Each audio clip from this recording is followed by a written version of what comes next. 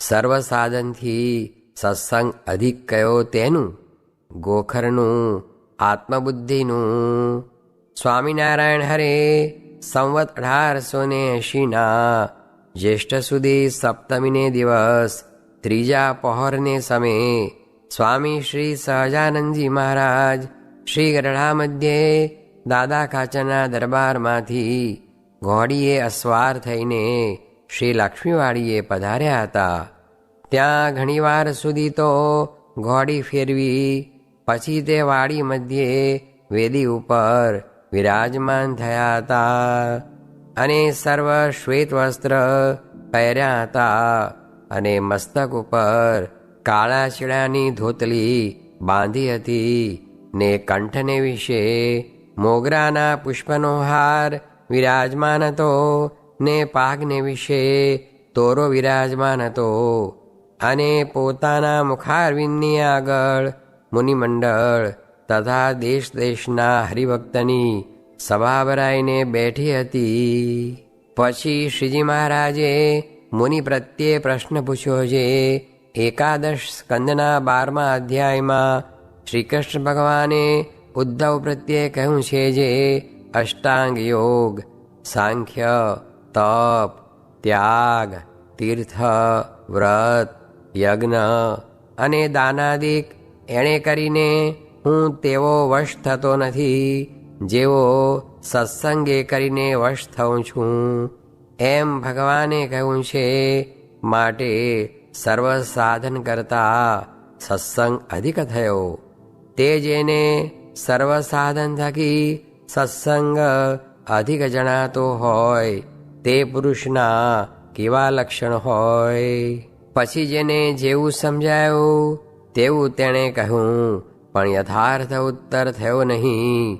પછી શ્રીજી મહારાજ બોલ્યા છે, જેને ભગવાનના સંતને વિશે જ આત્મબુદ્ધિ છે, જેમ કોઈક રાજા હોય ને તે વાંજ્યો હોય ને પછી તેને ઘડપણમાં દીકરો આવે, પછી તે છોકરો તેને ગાળો દે ને મૂછો તાણે તો પણ અભાવ આવે નહીં, અને કોઈકના છોકરાને મારે તથા ગામમાં અનીતિ કરી આવે તો પણ કોઈ રીતે તેનો અવગુણ આવે જ નહીં.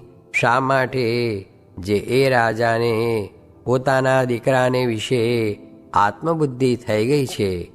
એવી જેને ભગવાનના ભક્તને વિશે આત્મબુદ્ધિ થાય છે તેણે જ સર્વ સાધન થકી અધિક કલ્યાણકારી સત્સંગને જાણ્યો છે. એ વાર્તા ભાગવતમાં કહી છે જે યસ્યાત્મબુદ્ધિ ગુણપેત્રિધાતુકે સ્વધિ કલત્રાદિષુ ભૌમ ઇજ્જદિ યતીર્થબુદ્ધિ સલિલેન કરહિચિત જનેષુ અભિજ્ઞેષુ સ એવ ગોખરઃ. એ શ્લોકને વિશે એ વાર્તા યથાર્થ કહી છે. ઇતિ વચનામૃતમ. એ રીતે ગરડા મધ્ય પ્રકરણનું 54મું વચનામૃત જે તે થયું. સત્સંગ થાય પણ સંગ વિના સત્સંગનું સુખ ન આવે. કેની પેઠે?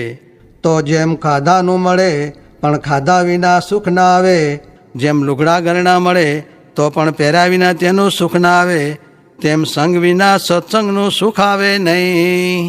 સ્વામિનારાયણ સ્વામીએ વાત કરી છે, અક્ષરધામ ને આ લોકમાં એકાંતિક પાસે માયા નથી ને કજિયો નથી, બાકી સર્વ ઠેકાણે માયા ને કજિયો છે. હરે સ્વામીએ વાત કરી છે, આ સાધુ તો ભગવાનની હજુર ના રહેનારા છે, પણ માત્ર છેટે રહે તેવા નથી, ને એ રહ્યા છે તે કોઈ જીવના કલ્યાણને અર્થે રહ્યા છે. સ્વામિનારાયણ હરે સ્વામીએ વાત કરી છે, ઇન્દ્રિયાદિક ક્ષેત્ર થકી કોઈ ઉગરે એમ નથી, માટે વચનામૃતમાં કહ્યું છે તેમ નિયમરૂપી બેડીમાં રહે તો ઉગરે. ને બ્રહ્માદિ કાંઈ અણસમજુ કે અજ્ઞાની નહોતા, પણ એને મોટા સાધુ વિના બીજા કોઈ જીતાવી શકે જ નહીં. ને મોટા સાધુ છે તે કળ બતાવે, છળ બતાવે અને જુક્તિ બતાવીને ઇન્દ્રિયોને જીતાડે ને મોક્ષ પણ કરે. માટે પોતાનું બળ મૂકીને મોટા સાધુને બાજી પડવું ને અંતઃકરણ ઇન્દ્રિયનું તો માનવું જ નહીં, ને પોતાને બળે જીતવા જાય તો સામું બંધન થાય. ત્યાં રાજાની રાણીએ 6 દીકરાને વૈરાગ ચડાવીને ત્યાગી કર્યા તેની વાત કરી. ને બીજું દૃષ્ટાંત દીધું જે ઉપાધ્યાયને 100 વાર ઊને પાણીએ ધુએ ને ચંદન ચોપડે ને ધૂપ દે તો પણ વાછૂટ થાય ત્યારે એવી ને એવી જ ગંધાઈ આવે. તેમ સર્વ ઇન્દ્રિયો અંતઃકરણ એવા મલિન છે તે શુદ્ધ થાય તેવા નથી. માટે એનું માનવું જ નહીં ને પોતાને નિજાત્માનમ બ્રહ્મરૂપમ માનવું એટલે સર્વે જીતી જ ચૂક્યો.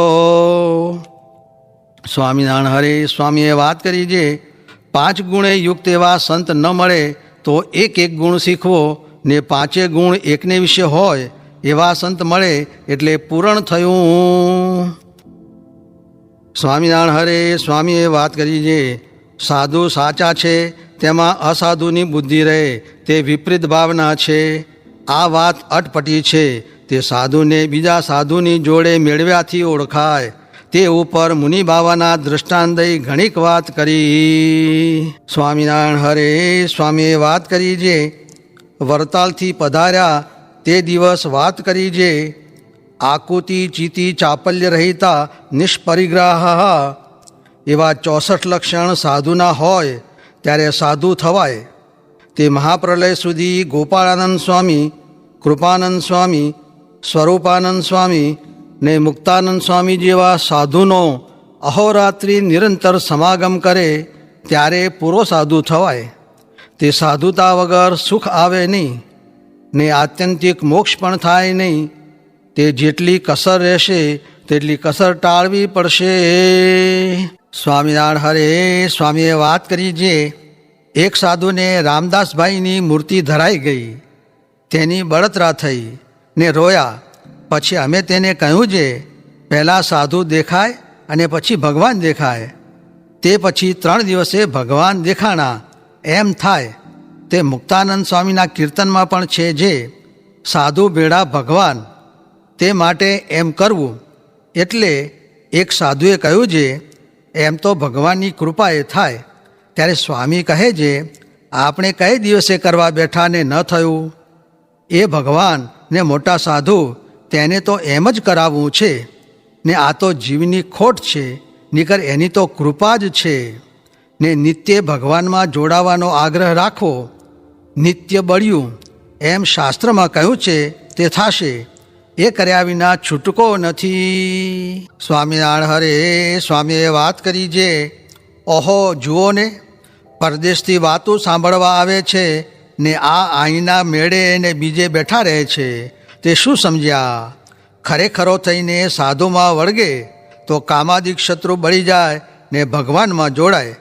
ને જેને ખાવા મળતું હોય ને ભગવાનને ન ભજે એ જેવો કોઈ પાપી નહીં, અધર્મી નહીં, મૂર્ખ નહીં ને અણસમજુ નહીં. ઓહો આવા મહારાજ મળ્યા ને એવી ખોટ રહી જાય છે એ જેવું શું છે. સ્વામિનારાયણ હરે સ્વામીએ વાત કરી છે અમે નાના હતા ત્યારે 46ની સાલમાં હિમ બહુ પડ્યું. તે ઘોડામાં પાણી લેવા જાય ત્યાં માહી પાણી ઠરી ગયેલ એવું પડેલ. તે માણસ વાત કહેતા જે ચીર બાળીને તાપીને દેહ રાખ્યો તેમ સોનાના ખોરડા બાળીને આ વાતો સાંભળવી.